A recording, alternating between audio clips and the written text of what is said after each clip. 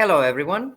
Welcome to another GoDaddy Pro EMEA Meetup. Today is 14th of March, and we have a really nice gathering tonight of ladies who are working in tech. And tonight's meetup is actually being colored with the Femtech conference that is coming this Friday.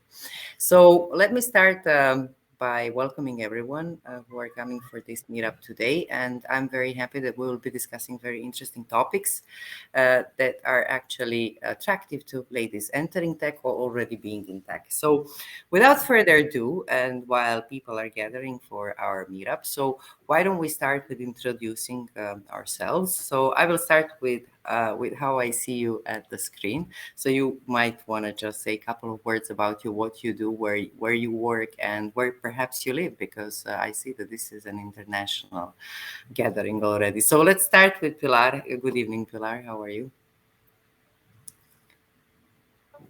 Good evening. How are you guys? How's everybody? My name is Pilar Garcia, and I am from Costa Rica, but I live in Nicaragua.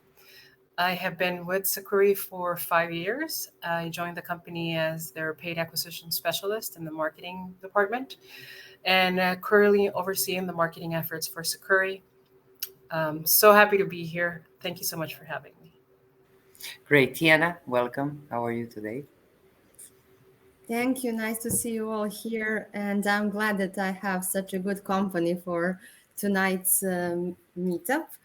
I'm honored to be part of this event. And thank you, Maya, for inviting me here. I'm feeling great. And I hope that all ladies that are here tonight will feel great as well. Thank you very much. Claire, welcome to our meetup. This is the first time that you are with us. Could you please tell us something about yourself? Yes, thank you. And thank you for having me. So hello, everyone. My name's Claire Palmer. I run a coaching business, and I predominantly help women overcome kind of limiting self-beliefs. And definitely for Femtech, that's my key theme. But before that, I actually spent 25 years in a global communications company. So I saw lots of tech development, lots of tech come and go, and lots of women start to move into that area, including myself. So I'm really happy to share that experience with you all tonight. Thank you.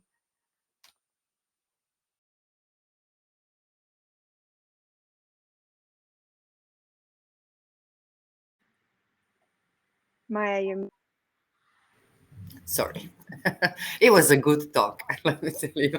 So welcome, Courtney, as well. You've been very often at our meetups, but I think there are a lot of ladies who should meet you and who will meet you very soon when you speak at the Femtech conference. So tell us, please, something about yourself. So I am a developer advocate at GoDaddy Pro. I've been here about a year. My background includes working for a WordPress product company along with teaching developers. And my talk for Femtech will be around Is It Just Me? Diary of a Developer Advocate.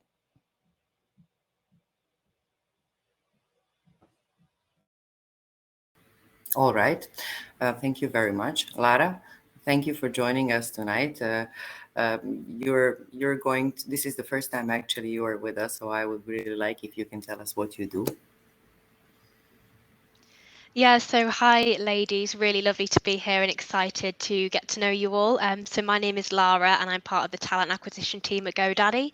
I'm based in the UK and I work across EMEA and APAC to hire corporate and technical roles within the business. So a real range from like business analyst, marketing, UX designers, all the way up to kind of VP level. So very exciting.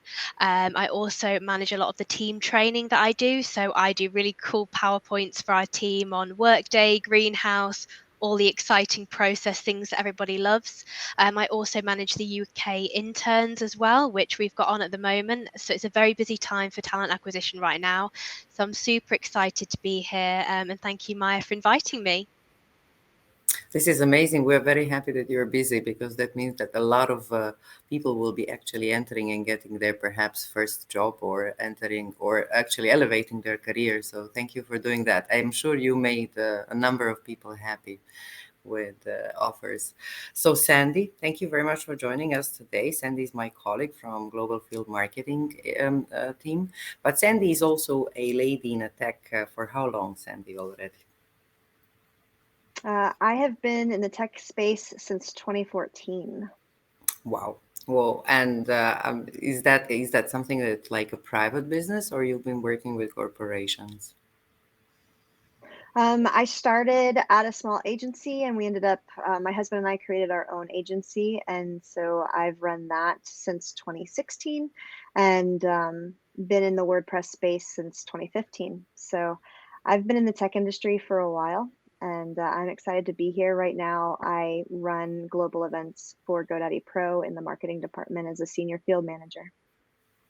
Awesome. Alicia, thank you for joining us today. And we hope that the maternity leave was great. So Alicia just became a mother. So she's not only a woman in tech, but she's also a mother in tech. I think this is a hashtag what we need to add to. Tell us, Alicia, how you're doing and what you do in life. Yeah, I'm doing great. Thank you so much. Yeah, it's been a joy and awesome to come back to work and have lots of support. I'm from Canada, where we have great maternity leave, by the way, which is something we should have everywhere. I have a little bit of a background in cybersecurity and tech support. I've been working in that field since probably 2009. Currently, I'm the content marketing director for GoDaddy. I have a lot of experience with SEO and have done a little bit of dabbling in web development on my own for some friends and family. Previously worked for Sakuri with Pilar, and I love to learn, I love to write, I love to teach other people about tech, and I'm really, really stoked to be among such awesome ladies here and excited for our conversation ahead. So thank you again, Maya, for inviting us. This is going to be a great conversation. I can see that already. So let me jump to our questions that we have prepared for tonight. So since we gathered here in light of the Femtech conference, we have, among all of us, we have 3 speakers who will be present at the conference, for which I would really like to congratulate them, because I think that the bravery that they took and the motivation and the energy that they had to prepare themselves for sharing of knowledge is something worth of appreciation. So without further ado, I will ask Claire. Claire, can you tell us, please, what you will be talking about at Femtech? What is the main topic? Absolutely. So my main topic this time round is becoming friends with your inner critic.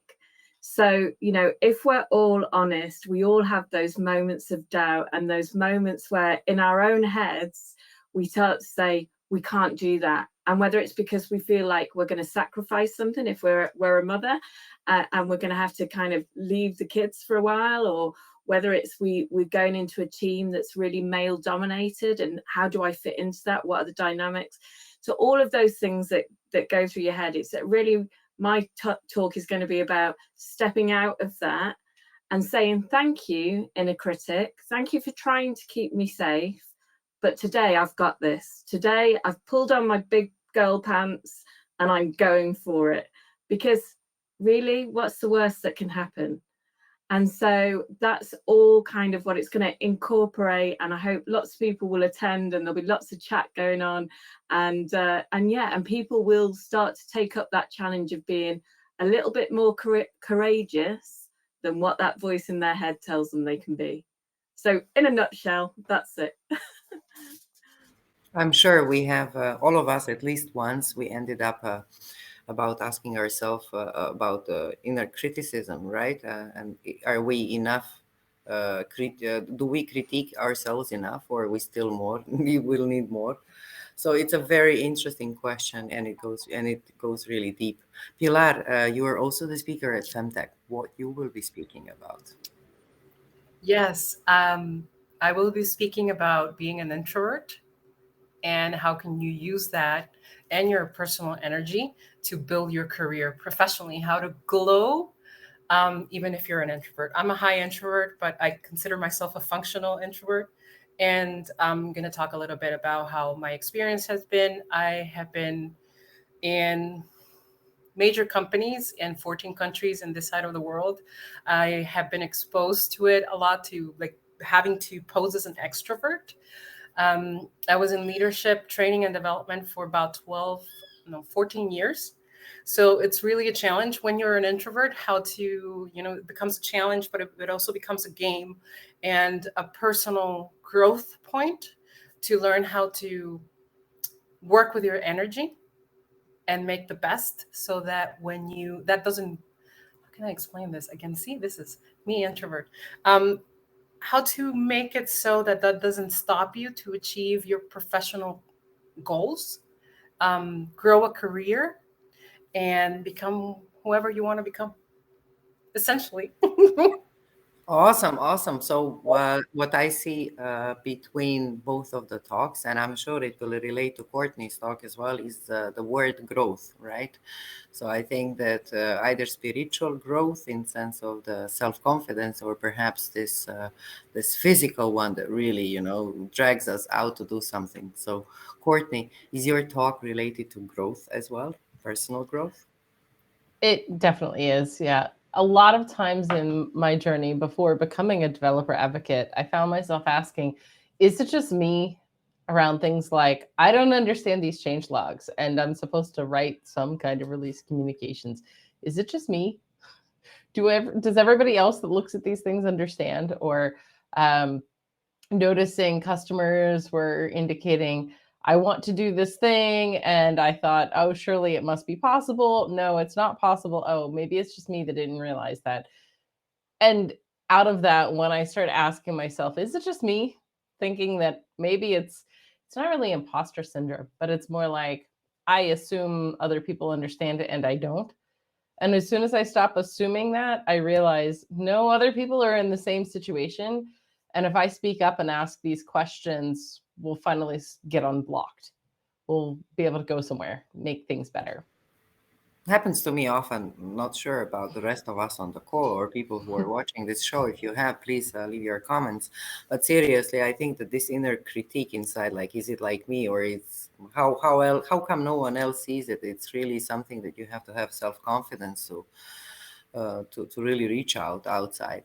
So one question for everyone here on the call would be, what was your career?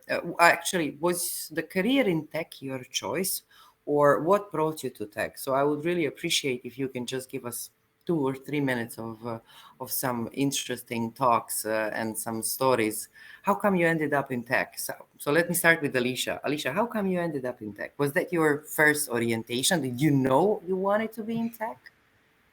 Yeah, so I've always loved IT. I started at a software company doing tier 1 tech support, just email support type of thing, and found out that I was pretty good at it. I wrote pretty well, was creating documentation, just trying to get my foot in the door, trying to achieve more things, and kind of worked up the ladder there to tier 2, tier 3.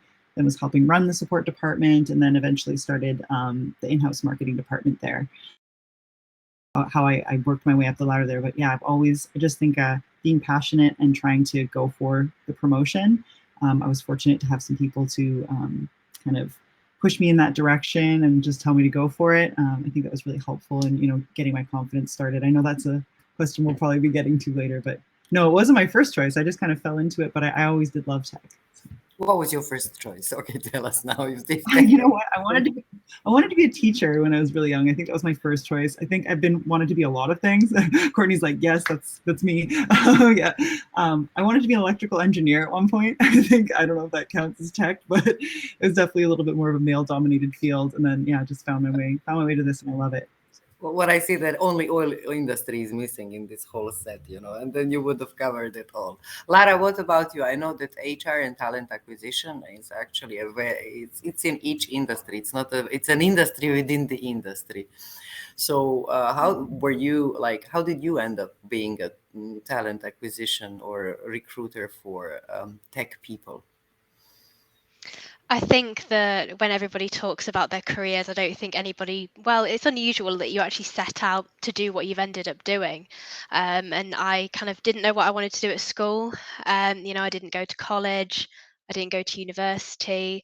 I kind of went straight into work. But if I didn't end up in talent acquisition, I would have definitely ended up doing what I was doing when I was younger. I'm a qualified horse trainer. I compete in dressage, show jumping, and UK eventing. So I think that I would have continued my path down there. I think I discovered talent acquisition by accident. I think like every lady here, it's really difficult to end up, what you wanted to be when you were younger. But yeah, very different horses and people. HR and TA, they're very different. But I wouldn't change it for a thing, to be honest. I absolutely love what I do. Awesome, awesome. Sandy, how about you? How did you end up in tech? Was that your wish or it was circumstances? It was not my wish. It was circumstances. I was in school to become a event planner, which roundabout way I am now in what I do in tech, which is kind of nice to use my degree in that manner.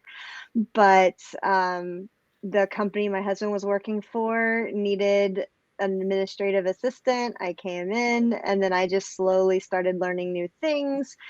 Started out doing some SEO work, and then worked my way into learning basic HTML, basic CSS. And then I started working on developing the websites as well. And then we opened our own company. So it very much was a not what I had originally planned. When I was in high school, I wanted to be a JAG officer in the military. So I very much deviated from what I wanted to do when I was younger. Yeah, that's very interesting. Totally opposite. Claire, what about you? Did you know you were going to be that you will be doing the coaching, or? No, is the quick answer to that. So I remember being sat on a train and telling my dad that I wanted to be a hairdresser, and this was in the middle of doing my A levels, and he went absolutely bonkers and said, "No, no, no, you're not being a hairdresser." And so I then completed my A levels, and then I ended up working for a communications company just in the billing department. So it was just a part-time role, people phoning up saying we can't pay the bill. And then I just started to progress, and I think I started to grow as a person. So where I was very introverted before and very quiet and kind of just got on with it, I started to challenge things and say we can do this better, and introduce things that made people's lives in call centers better. So then I kind of worked up from, being a team manager to being a trainer to working in a wholesale department to running engineers, loads and loads of different things. And then I won the Best Coach Award. So it was a global competition. And for my business unit, I won the award. And that was at the moment where I said, and by this time I'd worked up to a big senior leadership role. And I thought, what sets my heart on fire is knowing that I make a difference to other people. And whilst I loved the job and I loved the company and everything else, I was like, yes, I do love it, but I need to respect my time on this earth a little bit more. And that was one of the big driving forces behind me going, actually, I can still keep these skills. I don't lose them the minute I leave the company. They come with me, but I can go and give this dream a chance of becoming reality. And that's exactly the space that I'm in now, and I love it. Absolutely love it. Thank you. Pilar, what about you? I think that we're all drawn to tech by chance, it seems. Very similar to Claire, I was actually in the call center and BPO industry for a very long time. I was living in Colombia, and honestly, my main goal was to start working remotely. I wanted to have a remote job, and I wanted to transition to that. I have almost 17-year-old that at the time was probably 10, 12. So I wanted to be home. And I have a lot of friends that are web developers. So one of them said, hey, they're looking for someone that does what you do in this company called Sakuri. And Alicia hired me. And it's real to me. It's really funny, and I am enjoying being here with her because she was the one who gave birth to my interest in technology. She would sit long hours with me telling me about SEO spam and SQL injections and, defacements and all of this good stuff. I had no idea. To this day, I'm afraid of online shopping. But she gave me so much knowledge that I am absolutely in love with this industry, and I don't see myself doing anything else. Courtney, how about you? What was your story? So my parents are both school teachers, and my mom was in business education, and at the time that was typewriters. I was fortunate to have an Apple IIe in my home, and being the kid that I was, I decided I wanted to play with the computer at a young age, and I remember getting into the command line of an Apple IIe and wreaking havoc. We'll just say that. So I started experimenting in tech when I was quite young. I had known I always wanted to teach. I found myself in high school during our study hall periods, you could ask teachers if you could come do work in their rooms if it was okay. So I was always asking to go to the computer lab, and this was before the internet, right? Fast forward into college, I had started in social studies as my a history major, teaching history, and quickly realized, no, that's not what I want to teach. I really like teaching technology. So I switched majors, and I did go on to teach in a block schedule classroom in a traditional normal high school business ed that included marketing and things, and then later would go on to teach at a VOTEC and a boot camp and some adult ed. So really, teaching technology to me was never about the age or the environment. And I still find that that's what I do in the medium of dev advocate work. And I've done work with clients and customers building sites for them. I've worked in a WordPress product company as well in the journey. It just kind of all synthesizes together into this really neat package, I guess, for me that all along I've done what I wanted to do, which is still empower other people with technology. Awesome. Tiana, how about you? Was tech your destination? Well, it was my destination, but not the intended one, because I arrived here, but not by plan, but more by my curiosity, because I used to work as a fitness trainer for a very long time, like for 13 years maybe. And because I really like animals and I like to write, I wanted to create a blog. And then I came across WordPress, and then I was curious to see how this thing works. And then I tried to dig up a bit further to see what's beneath the platform. And that's how I discovered that I'm really interested in tech, actually. But I wasn't guided towards tech by anyone, so I couldn't even know if it was for me. I used to have one subject in college, though. It was called Pascal. It's an ancient programming language, but that helped me out. In life, you never know when you can use some knowledge. So even if something is not like your primary learning goal in that particular moment, learn it anyway, because you never know when you're going to need it. It helped me out so much with understanding the logic and everything. And on top of that, my writing skills, which I tried to develop as I created a blog, because I wanted to rank it on search engines and to make it interesting for the audience. It helped me out. So now I'm familiar with SEO and with writing. And I forgot to mention I'm a technical writer for WordPress content at GoDaddy. So it all came together by chance, definitely. Wow, I'm sure Lara has a very interesting job, because if all of us would be now applying for technology and none of us are from the tech field, actually, I can imagine how much stress we go in front of the talent acquisition people and recruiters, because our curiosity needs some type of satisfaction. So whoever is curious, what I can conclude from the talk now is that curiosity actually brings people to tech, and then the attention that tech gives you and the ability since the abilities are limitless, it seems that keeps us in tech. Claire, I have a question for you. What is the impact of early business or self-confidence coaching with tech professionals? Nowadays, It's the time of the remote, right? Many people who are actually starting their career, they will not be exposed to a corporate life. They will not know which departments exist in the company. They will not know how to communicate first time, or what is the culture of a company, or how to respect it. And sometimes they even want to open their business. So Yeah. if a fresh grad, let's say, maybe they even studied something else, but they're, let's say, curious about tech, they'd like to build websites or tech agencies or tech business in projects in general.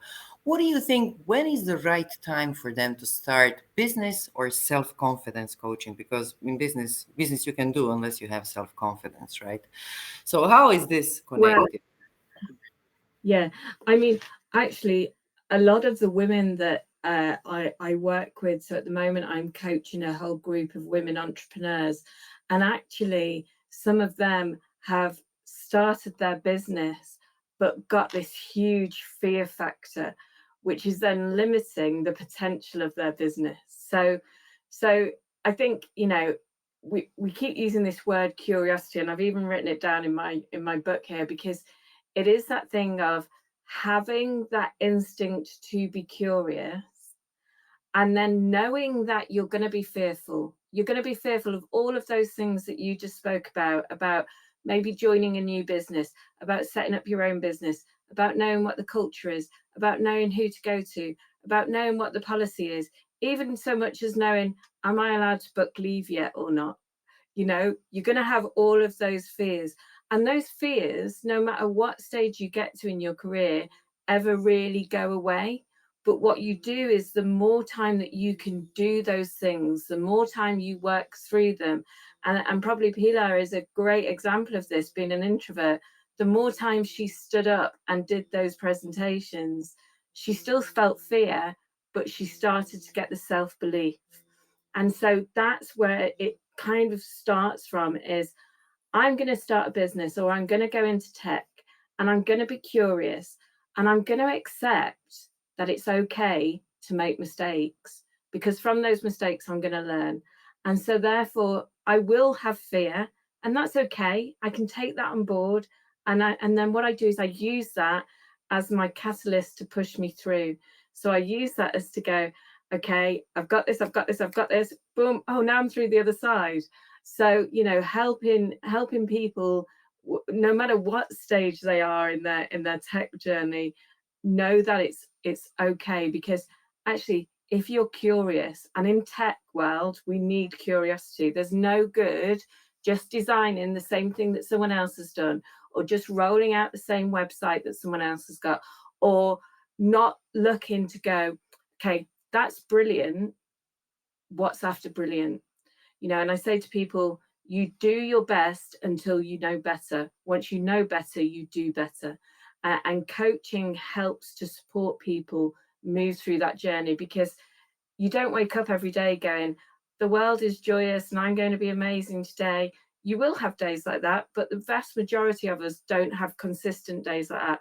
So coaching helps you move through those days which aren't so bright, which are a little bit more holding you back, and actually where you start to use default behavior that you grew up with. And, you know, like we were saying, what did you imagine you would be when you were little, right? You know, you learned behaviors then that as adults we're still replicating. You know, it may be if we're in a traffic jam and we get really angry, and then the next traffic jam we're in, we get really angry, and the next one we get really angry. Instead of going, I'm going to sit back and make a conscious decision because someone's helped me realize how to do that. And instead of getting angry in a traffic jam, I'm going to put on some really cheesy pop music and have a little dance of Disco for One, and enjoy the experience, rather than turning up to the office or turning up to see a client flustered and angry within yourself because you're late. You couldn't do anything about the traffic jam, right? The traffic jam was what it was. What you can do something about is how you think about that situation, so that you show up being the best you can be for that day. And that's a really key point, I think, and that I try to get over with people who are transitioning into new careers or starting up their business. You know, be the best version of you can be consciously every single day. And it doesn't matter if that's, I managed to get out of bed and make a cup of tea, and watch telly all day, or whether it's I got up, I made this massive improvement in this project and it's going to make billions. They're both you being the best you can be today. So, you know, my advice is to do that. Be the best version of you, and the extra bit, the tagline on the end, do not compare yourself to the person next to you, because they are not you. You are not them. Yes, Sorry, thank you very much. Okay, if you're going to sit and watch the TV, then like enjoy that. Don't be thinking about, oh, I should be doing this. I should, like, get in that moment and like just wallow if you need to, you know. Like we all need that downtime. We all need that relaxation. Yeah. Yeah. Very interesting point. Nowadays, we have young solopreneurs and entrepreneurs. We have kids who are 13. I just read recently that a kid who is 13 has become a millionaire because of selling NFTs, right? So what's the youngest person that went through your class when it comes to business or self-confidence coaching? If you know, for instance, Claire, at what age people start nowadays to think about upgrading themselves? So my son is 13 and he's desperate to set up YouTube channels and all of this. And I, as a parent, am the one who's holding him back. So I probably need to talk to myself about that, seeing as you now know a millionaire. But, you know, it's at any age. And I think we all have a role to play in supporting that curiosity and saying to people when something is amazing and they've done something really good, no matter what their age, that was brilliant.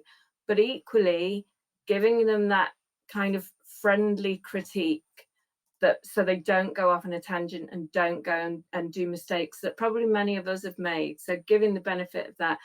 But I honestly, I don't think there is an age limit, and there's certainly not an upper age limit. I was talking to someone just last week who'd given up their legal career at the age of 57 to focus and learn how to do coding, and that's really what they want to get into, and they're just so like creative about it all, and so it's fantastic. And that is the benefit of the tech industry, you know, unlike other industries where you could get to a point where you do feel too old, unfortunately, or actually you're too young to break into the market.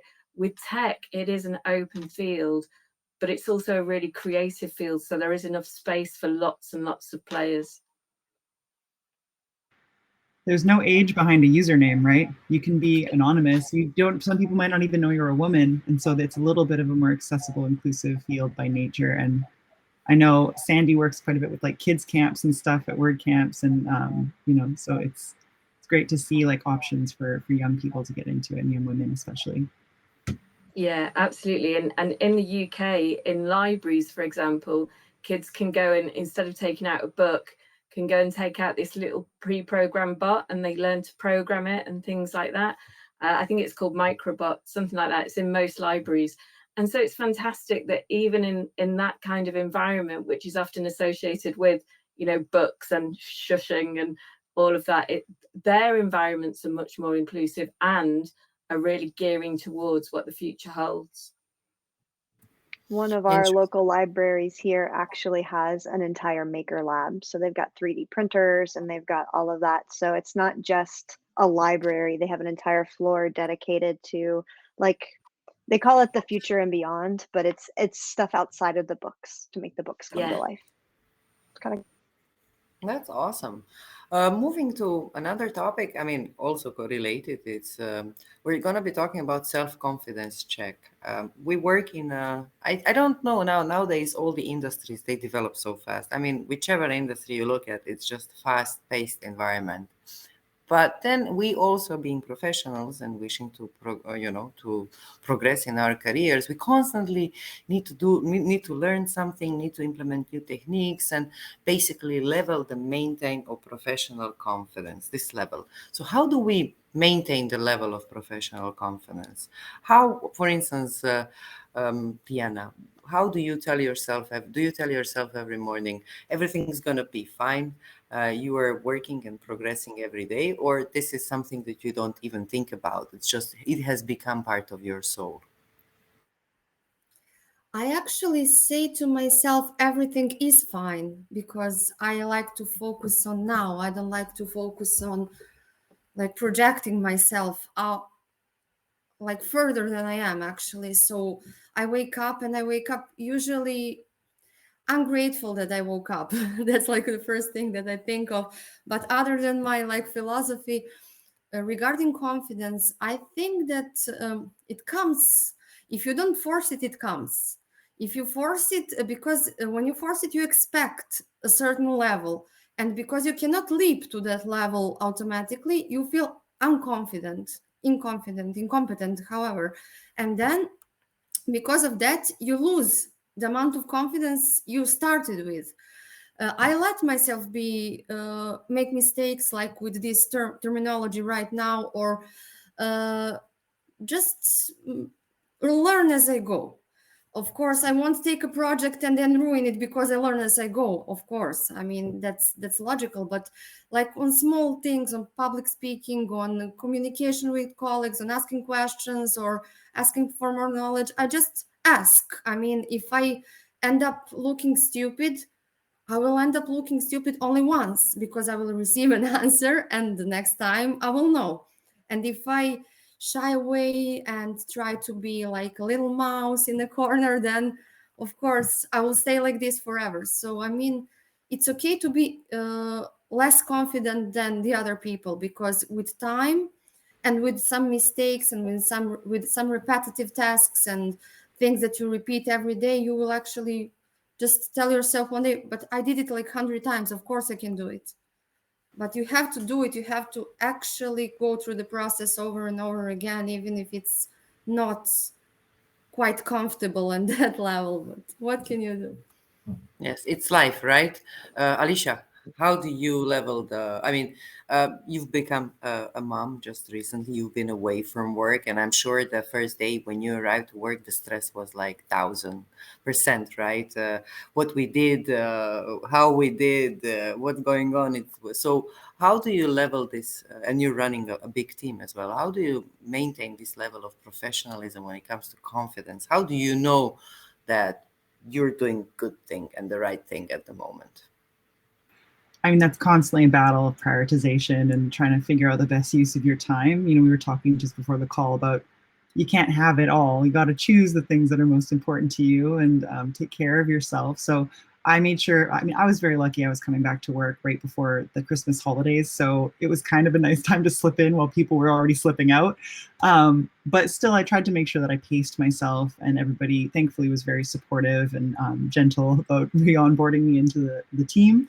For me, my confidence, I would say, you know, Tiana was perfect talking about gratitude is huge, starting with that and knowing your strengths. And I did this thing once when I was like working on this personal branding course thing, that they had an assignment that was essentially make a list of all the things in your life that you're proud of or that you accomplished or that make you just feel like you glow or you get that.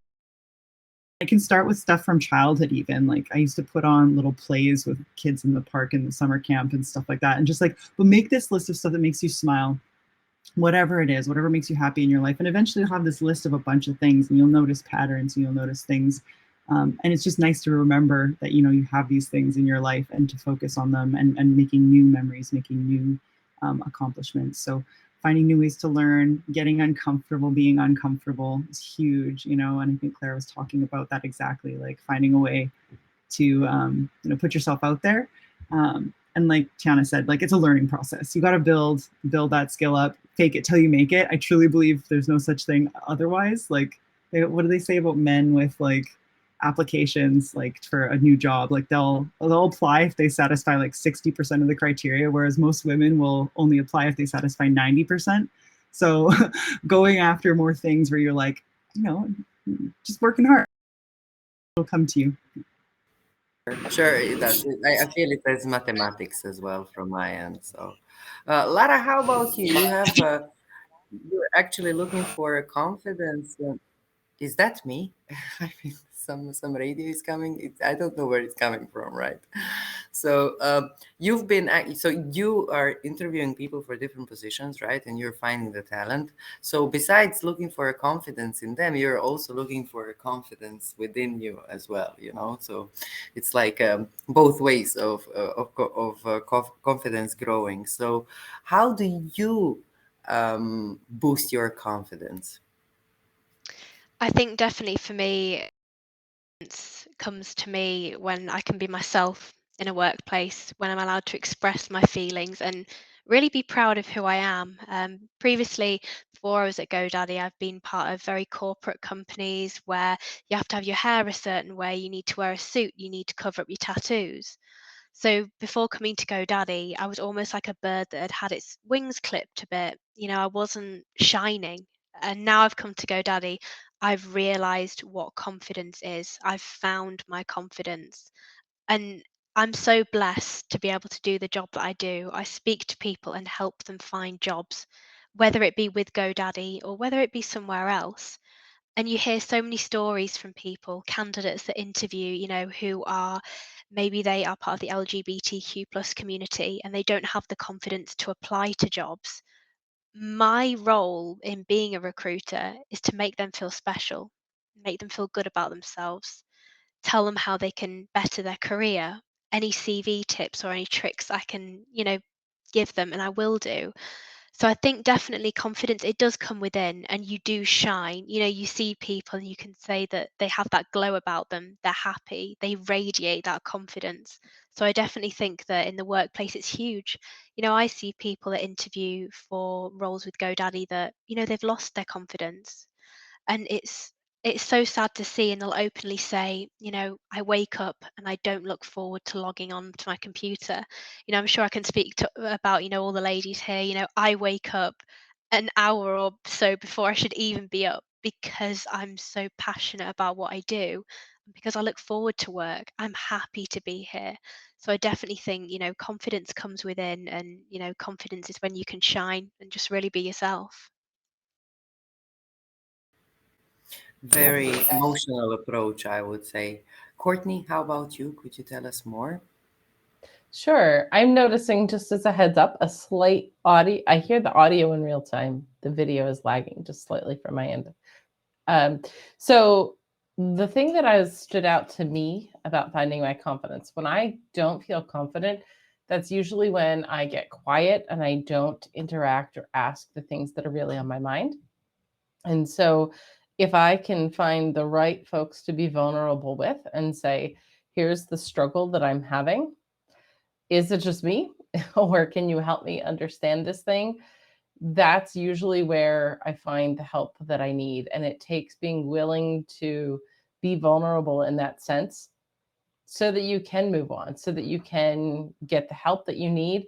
And when I realized ultimately that my bigger reason, thinking as teacher kind of person, my bigger reason is not just to get over myself. It's because I'm in between dev advocate work, DevRel work. I sit between developers and our end customers. And so I'm always thinking about the people that are around me that I want to help and could be in a position to help if I get unblocked. So it's worth getting a little bit vulnerable on my end to move things along. Awesome. Claire, your talk about inner critique surely affects confidence. Yeah, absolutely, because it will stop you believing that you are capable and that you can do these things. And, you know, a couple of things that came up around vulnerability. You know, as a leader in tech, I always said one of the best things I ever did with my teams was to tell them when I made mistakes, to have the confidence in my own ability to make a mistake and share it with them and say, guys, I completely messed up here. But you know, I fear sometimes that people aren't in those kind of environments. And Lara, you said about it, about how people feel that they've had their confidence knocked out of them and they can't do these things. And therefore, when they try to move on and maybe they come to GoDaddy and try to get a job at GoDaddy, they find it hard because they've lost that confidence. And what I would say to those people is, whoever took your confidence, do not let them take your future. The only person that's in your head is you. So you have to say, I'm not going to allow that person or that business or that situation to hold me hostage anymore. I have the confidence to move forward. And creating, as any business, creating environments where people can express vulnerability, people can speak up. I used to do a lot, very much in ethics and culture. So I'm all for creating those inclusive environments where actually we don't have to label ourselves. We don't have to say, I'm a member of this group or that group or whatever, because ultimately we're accepted just for who we are and what we bring, and the passion and the energy and the confidence that we bring to those companies that we work for, or indeed that we set up, and therefore reflect our values. But I do think, professional confidence, you have to have it yourself and create it. And Jana, you spoke about that. But also as a business, as any business culture, it should start to be, do we have a culture where we allow people to be curious, to make those mistakes, and to be confident that there's going to be no comeback on them, unless it's something catastrophic that you could have absolutely avoided. But the majority of things aren't like that. So, I think creating that culture and coming together as a network like we have this evening to give other people confidence to do that as well. All right, Pilar, how about you? Where do you find your confidence? Actually, I think it's going to sound weird, but bear with me. From the fact that I understand that sometimes and most times I won't have it. So what I mean is exactly what Clara just said. I'd rather have an attitude of, let me get more rooms, more people in the room, more heads in the room that know what they're talking about, and then feeding my curiosity with the understanding that there's always someone that knows more than you, that understands better than you. And this comes with a pre-step, if I may, because the pre-step is you need to learn how to develop relationships within your workplace that are enabling for you to make mistakes, like Claire was saying. I think that's very important.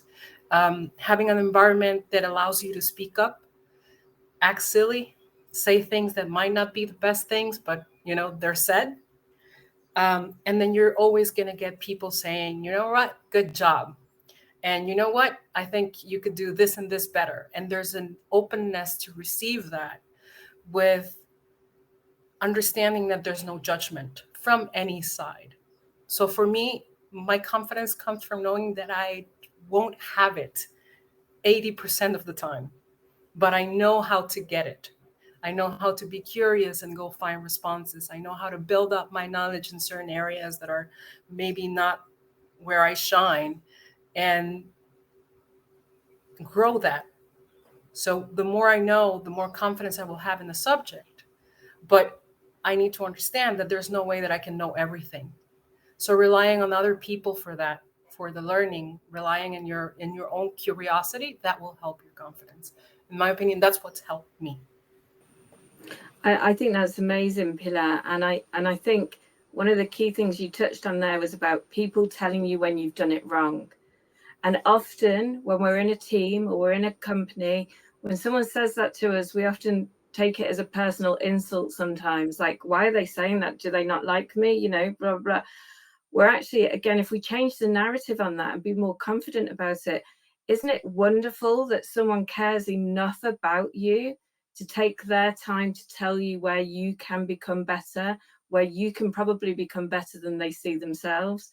When we adopt those kind of mindsets and that type of culture within a business, amazing things happen. And so it was lovely to hear you saying that. Thank you. And practice it. This is something I want to leave you with. Sometimes for you to create that environment of openness, you need to be the one asking for that feedback. I constantly do that. Ask Alicia. I'm constantly asking, hey, what do you think about this? Hey, it might, yes, most of the time it might sound like there's a lack of confidence on my end, but I'm looking for my self-improvement. That's my purpose in it, and making sure that she understands that I'm willing to receive that feedback, that I'm looking for that. So anything that can help us grow as a team, as a person, me professionally, all of that combines in that openness and communication with other people. That's crucial for me. Desires and fears, right? Desires where we want to be, and fear is actually preventing us from doing that. I truly hope that a number of women watching this show will find answers to questions they might be asking themselves. I mean, we don't live it's not a fairy tale time. We live in a very hard time, and decisions have to be made, but then you have to make those decisions based on some confidence that you do, unless you want to ask somebody. Moving on, I mean, now if we spoke about career, we reach the part where we talk about success. So, on the way to success, which battles to lose and which battles to win? When I say battles to lose, sometimes there are battles that we should lose with us, like overly critiquing ourselves, you know.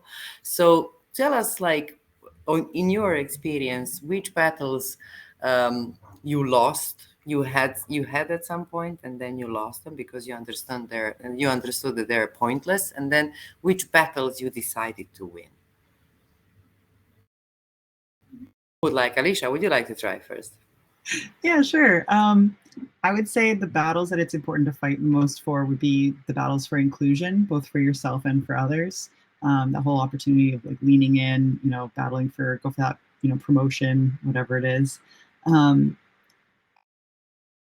You don't need to win would be, there's been plenty of times I'm victim of this as well, where like you have lots of great ideas, but they're not the right time strategically. So learning how to align with the business, and how to let go of stuff that maybe it's a great idea, maybe from your view too, as a contributor or as a leader, it's super important, but at the corporate level or strategically, it doesn't align with what they're doing right now. Those can be difficult to let go of, especially when you see that they might have a big impact. So I would say that, there's a give and take too, as you're looking for ways to improve your effectiveness as a person, as a professional.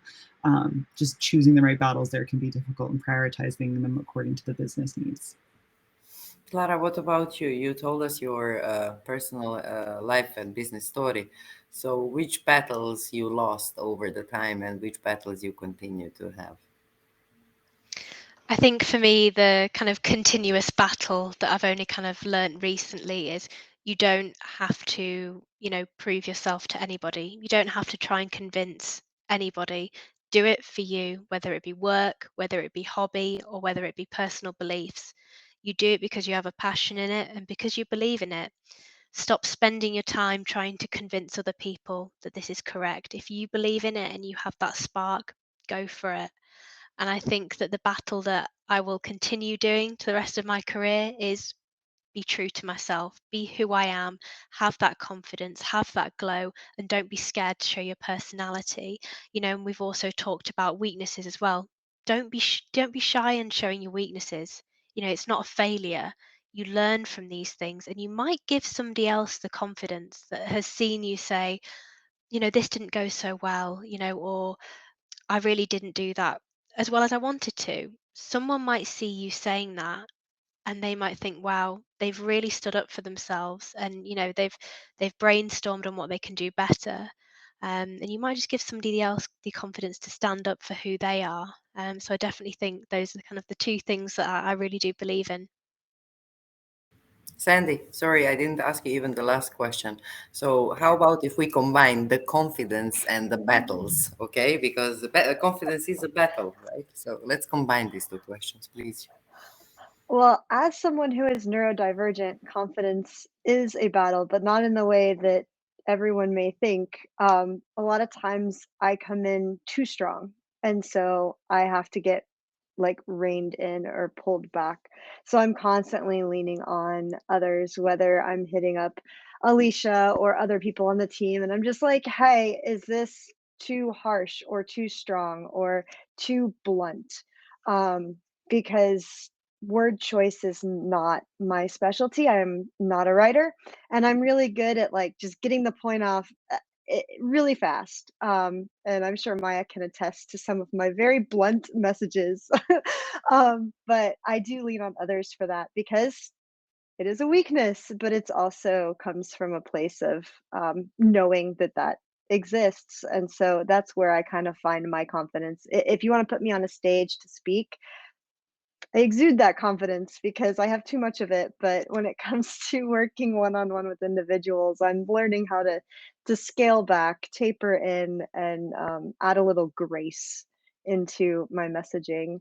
But as far as battles to lose and win, I think that's the biggest thing is just it's hard for me to be introspective. It's hard for me to look back over things and look at myself and know what I want. I am a collection of those around me and those that I spend the most time with because of my neurodivergency. And so I'm more of a mirror than an individual, and I'm learning as time goes on how to figure out who I am. Um, Apart from those that I'm around. So, yeah, it's an interesting journey, but one that I'm learning to accept and figure out as I go. Interesting. Claire, in your work, you've been learning about yourself and about others, right? Especially about the battles they are supposed to lose and the ones they win. How do you actually tell people, or you advise them, like, this is the battles that you have to lose, or this is what you have to stop doing, or Well, so I don't, because it's their life, not mine. Many times when we have leaders or managers, coaches, and probably all of us on this call and everyone listening has had it, is the manager sits there and says, we've got a problem and we really need to do this and we really need to do that. And really the problem is yours. Your manager is telling you your performance is not great, but it comes into this we situation. And I work with managers and I say, stop weeing on your staff. It's a really dirty, disgusting habit, right? Because the problem when someone comes to coaching with me, or whether they go to coaching with their manager, it's not my problem. They are the ones with the problem. What I do is help them work out what is the best route for them to take. And so, they decide how they are going to go about it. What are they going to do? How will they implement it? Where do they need to seek help from? And it's really focused on the individual. And, and I wish more managers would help people understand that their problems in work are their problems, because what that then means is people get creative about the solution that they create for themselves. So they get a better solution, a more engaged workforce. As a manager, you've got people coming to you with solutions rather than problems. And that's what the world of tech is about. It's about coming up with these solutions. So, I really focus on that with people. And the battles that I find hardest to lose is when I know that someone could make a difference and they've come to me for coaching, for example. So they've invested money in this and they come for 1, 2, 3 sessions and they sit there and they say, I'm going to do this and I'm going to do that and I'm going to do the other. And they come for the next session, 4th session, and they've not done anything. They've not moved forward. And they say, this just isn't working for me. And I say, great, because it's not working for me either, because you are not putting the investment in it. So we need to close this relationship down. I can refer you to another coach who may be able to help you in a different way. But when it comes to winning and losing battles, for me, it's about saying, is this person that I'm working with committed?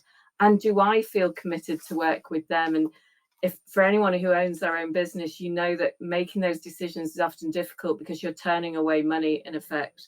But for me, that's part of the value and the ethics of my business is if someone's not putting the effort in, I'm not just going to sit back and take their money, because I value my time more than that. I can be spending time with my kids having fun, or out with my husband, or out with friends. And I would rather do that than spend an hour with someone who is not going to move forward. But it is a difficult choice to make. sure, and time helps, right? Yeah. So, Pilar, what about the battles of yours? Which battles you decided to abort and which battles you decided to go ahead with? Have you ever heard the saying that says, without extroverts, introverts will make no friends? No, actually not. it said that extroverts adopt introverts. The reason why I'm telling you this is because I have a really weird measurement for choosing my battles. I think that I'm not a pushover, but I sort of go with the flow as long as it doesn't go against my personal beliefs, my moral beliefs. I'm all about like let's go and try it out. Let's go and do this. And I pitch in my ideas. If they're not well received, that's okay with me. If I have a project, then that it's my project with no dependencies, of course there's no issues. If I have a project that has dependencies and other people are needed for me to accomplish that, then I will go back to the previous question. I just rather go with collaboration. And I'm guessing that's my strategy for winning the battle. If I can get the collaboration and the buy-in from the people that are around me for a specific project, then I'm good. If not, I'm also a Libra, so I'm like, leave it to fate. It wasn't meant to happen. I'm not. I don't know how to explain this without sounding like a pushover. I'm not. It's just that I believe in that. I believe in live and let live, and things that will be at any Awesome. level. It doesn't matter if it's personal or professional. Thank you very much. Thank you. Seriously, Tiana, before we move to our last question, and we still have some 9 minutes of our show, what about your battles? Which battles you decided not to fight? Well, I decided not to fight my favorite battle of overthinking because I like to go deep into things and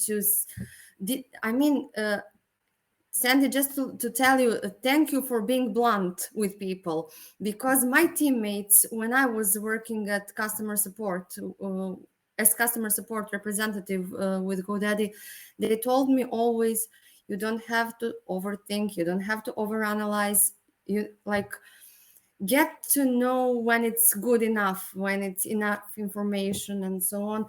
And then I started incorporating their feedback into my daily life and also into my work. And now that I'm technical writer, I start asking myself, like, on the corporate level, on the highest level, what impact would it have? And then I realized that I don't know, and I don't need to know at that time, because maybe it's not yet like publicly announced or something like that. But I always want to know like a bit more, and then I even say to my colleagues, like, I don't know why something is happening, but I don't have to know. Just pass through this and continue. That's the battle I'm willingly losing all the time, because it saves me effort and frustration and time, and it also saves other people from my questions, which shouldn't be answered. Well, I just want to add to this mix and stew of different type of battles that I lost a battle recently with, and that is don't fight with yourself. Okay? Don't fight with yourself. Don't be mad at yourself if you made a mistake. It happens to everyone. So, but I'm trying to remediate some situations by talking to myself. So, and I found it as a very good therapy.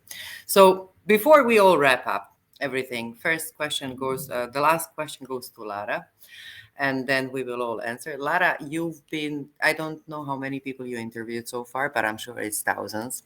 So could you tell us, please, which words or which type of actions have made a significant impact on your career, and you think that it would make a significant impact on other people's careers if they're starting or changing, upgrading anyway? I think the one thing that I always believe in, and I always tell people during the interview process, whether I'm the first person they meet with or the last person, believe in yourself. Have that confidence.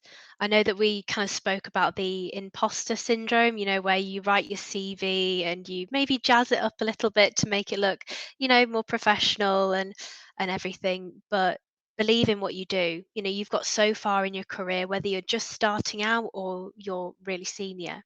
Believe in your skill set. If you have that confidence to believe in yourself, I really stand by that you can do absolutely anything. If you really put your mind to it and you believe in yourself, you can achieve whatever you set yourself up to do. So the one thing, if ladies watching, take away anything for interview tips, have that confidence, be yourself on the interviews at all time, have that personality come out. We love to see smiles on interview, and be confident in who you are as a person. And like I said, you will go far and you will achieve whatever you want to. Beautiful. Sandy, tell us, what do you think?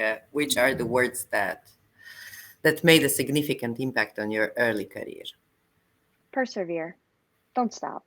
Like, it doesn't matter if it's trying to get that next degree or trying to get the next position or just trying to learn a new thing. Just go for it. Don't stop. Just have that perseverance to keep pushing, because ultimately perseverance turns into confidence, and confidence is what gets you where you need to go. All right. Claire, what about you? Yes. So mine is, you're a fantastic learner. The one thing you're absolutely ace at is learning. And that goes for everyone watching this and all the panelists. We have been learning since the moment we were born. If we can do one thing brilliantly, we're brilliant learners.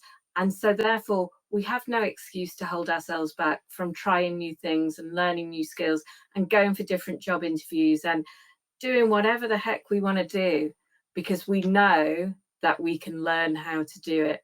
And so for me, if I ask anyone to take anything away, it is, you are an awesome learner, and you will always be an awesome learner. So you can achieve anything. Beautiful. Tiana, what about you?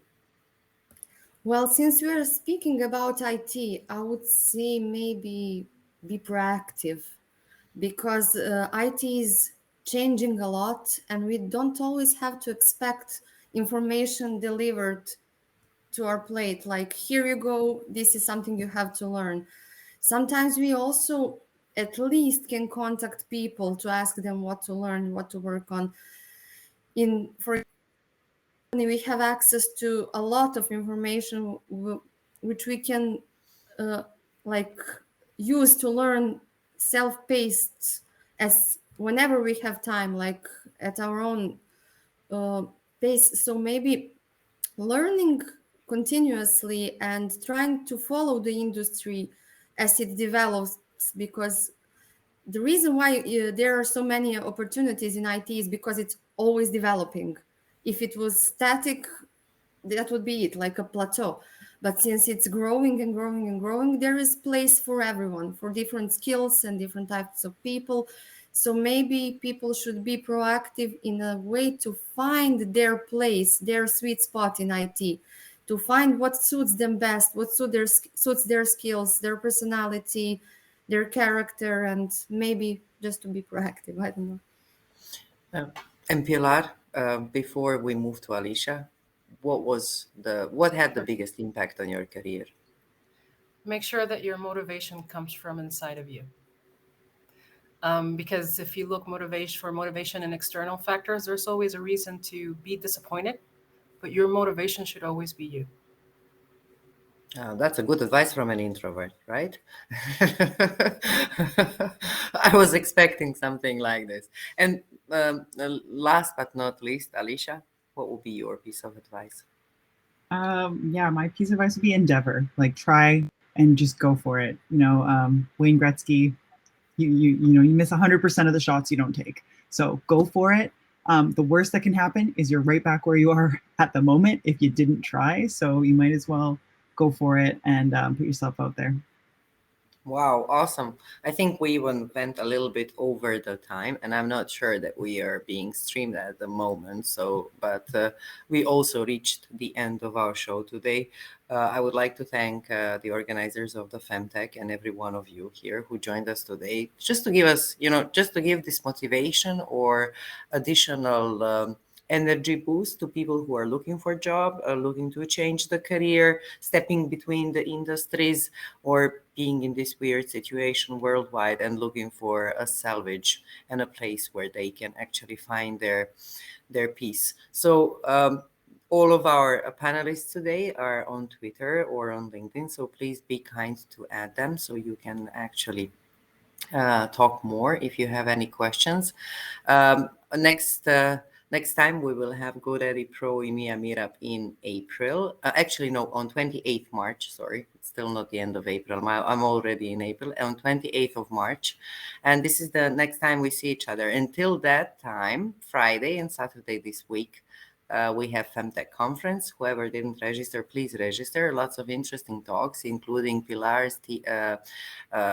Courtney's and Clara's talk, Claire's talk. So I'm sure that you guys will all enjoy. Thank you for joining us today, and I wish you all the best. See you.